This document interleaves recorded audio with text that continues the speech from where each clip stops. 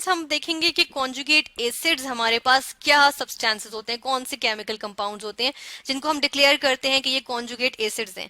ये हम जो है वो Lowry Bronsted acid and base concept, यानी कि हम यहाँ पे मेंशन कर लेते हैं कि Lowry Bronsted acids and bases concept जो होता है हमारे पास, हम उसी की बेसिस पे या उसी में हम बात करते हैं। ठीक है, एसिड्स एंड बेसिस। ठीक है, इन्हीं जो Lowry Bronsted acid and bases का जो कंसेप्ट है, हम उसी में बात करते हैं कॉन्जुगेट एसिड्स और बेसिस की। अब किस तरह से करते हैं, हम इसकी जो है वो जनरल एग्जांपल जब देखेंगे हमें अंदाजा होगा।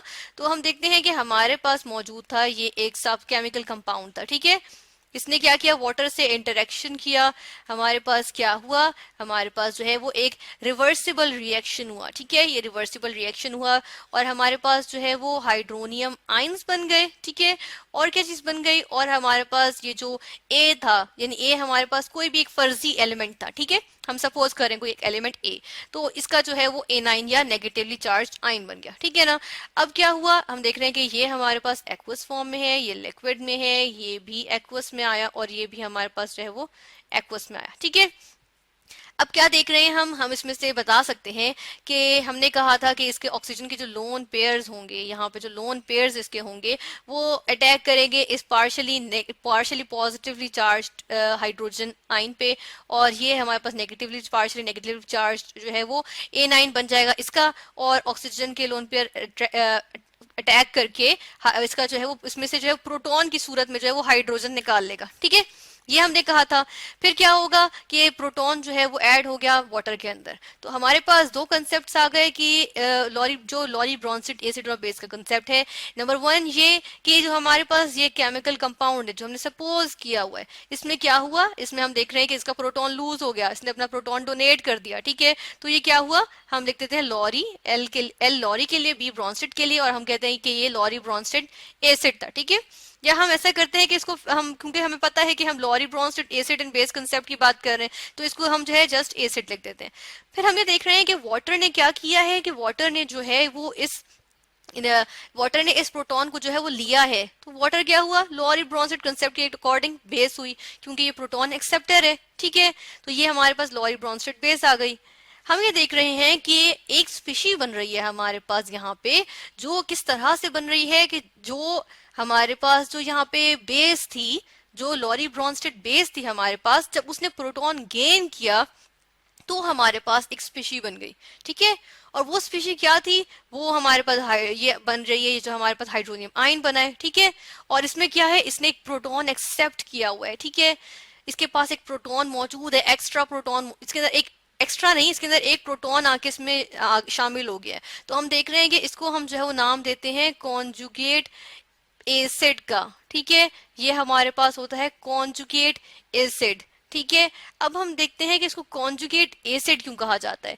इसको कॉन्जुगेट एसिड इस वजह से कहते हैं क्योंकि हम देख रहे हैं कि इसमें क्या हुआ, इसमें जो है वो बेस का जो है कॉन्जुगेट एसिड है, और हम साथ में ये भी लिख देते हैं कि conjugate acid of the base. ठीक है, of base, conjugate acid of base. ठीक है, ये यानी कि वाटर का जो है वो कॉन्जुगेट एसिड है। किस वजह से, क्योंकि अब जो अगर रिवर्स रिएक्शन हो, ठीक है ना, अब अगर इस स्टेप पे रिवर्स रिएक्शन हो तो ये जो हाइड्रोनियम आयन या हाइड्रेटेड प्रोटॉन है, ये जो है उस प्रोटॉन को लूज कर सकता है और वापस वाटर बना सकता है, यानी कि वापस बेस बन सकती है। हम कह रहे हैं रिवर्सिबल रिएक्शन है, ठीक है ना, तो ये भी तो पॉसिबिलिटी है कि बैक जाएगा, तो क्या करेगा, यही जो स्पीशी है वो अपना प्रोटॉन को लूज कर देगी और क्या बना लेगी, वो जो है वो वाटर बना लेगी दोबारा। ठीक है, तो इसलिए हम कह रहे हैं कि ये वाटर ही कॉन्जुगेट एसिड है। और कॉन्जुगेट एसिड ही क्यों कहा हमने, एसिड इसलिए कहा क्योंकि जब इसका रिवर्सिबल रिएक्शन होगा तो क्या होगा, प्रोटॉन लूज होगा, तो इस वजह से ये कॉन्जुगेट एसिड हुआ। ठीक है, और किसका, वाटर का, क्योंकि वाटर से ही ये बना है और वापस जो है वो वाटर ही बनाएगा ये। ठीक है, तो ये हमारे पास कहलाते हैं कॉन्जुगेट एसिड्स। अब इसी एग्जांपल भी हम देख लेते हैं इसकी एग्जांपल में हम बात करेंगे हाइड्रोक्लोरिक एसिड की, ठीक है। हाइड्रोक्लोरिक एसिड की बात करते हैं कि हाइड्रोक्लोरिक एसिड था हमारे पास एक्वस फॉर्म में, ठीक है। और क्या हुआ, इसका वाटर से इंटरेक्शन हुआ, वाटर में जब इसका इंटरेक्शन हुआ, रिवर्सिबल रिएक्शन सामने आता है हमारे, और हम देखते हैं कि क्या चीज बन रही है, यहाँ पे हमारे पास बन रहा है हाइड्रोनियम आयन, ठीक है। और सेम रिएक्शन है ये, बिल्कुल बिल्कुल ऊपर वाले रिएक्शन की तरह हमारे पास जो है वो हमारे पास एक जनरल रिएक्शन हमने लिखा था, एक जनरल इक्वेशन लिखी थी। अब नीचे हम जो है वो एक स्पेसिफाइड हाइड्रोक्लोरिक एसिड को लेके कर रहे हैं, ठीक है। तो हम देख रहे हैं कि हमारे पास क्या चीज बन रही है, हमारे पास जो है वो हाइड्रोनियम आयन बन रहा है, ठीक है। और क्या चीज बन रही है, क्लोराइड आयन बन रहा है, ठीक है।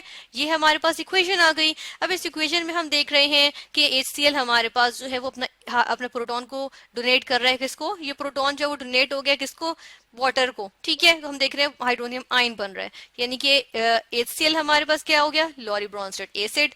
वाटर हमारे पास क्या हो गया, हम इसने जो है वो प्रोटॉन एक्सेप्ट किया, यानी प्रोटॉन एक्सेप्टर है, तो ये क्या हुई, लॉरी ब्रोंस्टेड बेस, ठीक है। और तीसरी चीज हम यहाँ पे जो मेंशन करेंगे कि अब हमारे पास वाटर ने एक्सेप्ट किया और क्या चीज बना ली है, इसने जो है वो हाइड्रोनियम आयन या हाइड्रेटेड प्रोटॉन बनाया है। और ये हाइड्रोनियम आयन जो है, इसकी एबिलिटी है कि जब रिवर्सिबल रिएक्शन होगा तो ये अपने अंदर से एक प्रोटॉन लूज करेगा, है ना। जब ये प्रोटॉन लूज करेगा तो ये क्या कहलाएगा, ये जो है वो कॉन्जुगेट एसिड कहलाएगा, ठीक है। और क्योंकि ये जो है वो प्रोटॉन लूज करके क्या चीज बनाएगा, ये जो है वो वाटर बनाएगा, तो इस वजह से इसको हम कहेंगे कॉन्जुगेट एसिड ऑफ वाटर, ठीक है। यहाँ पे हम लिखेंगे वाटर, ठीक है, कॉन्जुगेट एसिड ऑफ वाटर है ये, ठीक है, यानी hydronium ion conjugate acid of water है। अब हम एक और चीज देख लेते हैं कि हम जो है किसी एसिड की स्ट्रेंथ का अंदाजा इससे लगाते हैं कि जब कोई एसिड जो है वो पानी से इंटरेक्ट करेगा तो क्या होगा, या पानी में आयनाइज होगा, आयनाइज हो रहा है ना, कि क्लोराइड आयंस और हाइड्रोनियम आयंस बन रहे हैं हमारे पास। तो हम देखते हैं कि जो एसिड है, अगर वो बहुत स्ट्रॉन्ग एसिड होगा तो वो क्या करेगा, वो एक वीक कॉन्जुगेट बेस बनाएगा, ठीक है। और अगर एक स्ट्रॉन्ग बेस होगी तो वो एक वीक जो है वो कॉन्जुगेट एसिड बनाएगी। इसको हम इस तरह से देखते हैं कि वाटर जो है वो हमारे पास वीक बेस होती है, ठीक है। वाटर हमारे पास क्या आ गई, वीक बेस। हम इसको साथ के साथ मेंशन करते हैं कि वीक बेस होगी ना हमारे पास, और यहाँ मिसाल भी साथ लेते हैं कि वाटर एक वीक बेस है, ठीक है। इसने क्या किया, वाटर, क्योंकि हम कहते हैं कि इसकी जो पीएच है, पीएच की हम बात कर लेते हैं यहाँ पे कि पीएच यानी कि जो हमारे पास हाइड्रोजन आयन की स्ट्रेंथ होती है, ठीक है, ठीक है। तो उसको हम कहते हैं कि जो हमारे पास हाइड्रोजन आयन की स्ट्रेंथ होती है सोल्यूशन के अंदर, तो वो हम कहते हैं कि वो वाटर की 7 होती है, ठीक है। स्केल पे देखिए 7 होती है, 7 का मतलब है न्यूट्रल है, यानी कि ये जो है वो समटाइम्स जो है वो एसिड के तौर पे भी एक्ट कर लेता है, अगर एसिड मौजूद हो तो ये बेस के तौर पे एक्ट कर लेता है, ठीक है।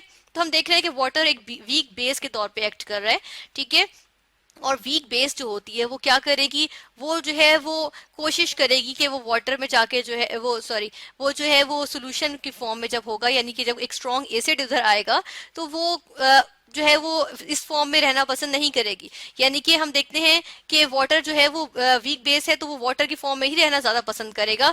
और अगर वो जो है वो हाइड्रोनियम आयन जो है वो बना रहा है तो हाइड्रोनियम आयन इतना स्ट्रॉन्ग जो है वो कॉन्जुगेट एसिड होगा कि वो जो है वो कोशिश करेगा। अब स्ट्रॉन्ग कॉन्जुगेट एसिड होने का मतलब क्या होगा कि वो कोशिश करेगा कि वो अपना प्रोटॉन फटाफट लूज करे, ठीक है।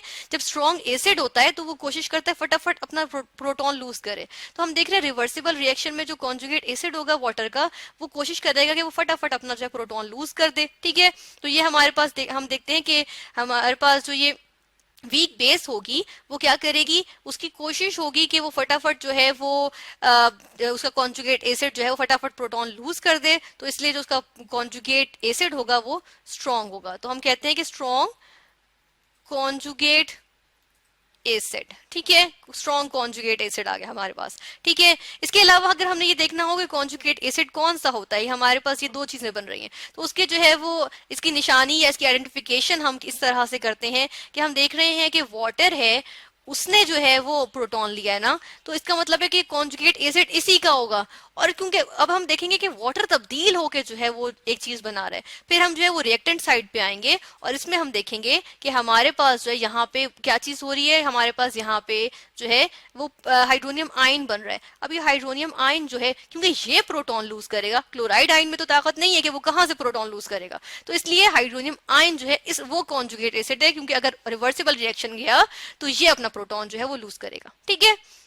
इसके अलावा हम देखते हैं कि हमारे पास जो है वो बेस और कॉन्जुगेट एसिड का जो है वो एक पेयर बना हुआ होता है, ठीक है। ये हमारे पास जो है वो एक पेयर आ जाता है कॉन्जुगेट एसिड का, ठीक है। तो हमने देखा कि हमारे पास कॉन्जुगेट एसिड्स जो है वो क्या होते हैं।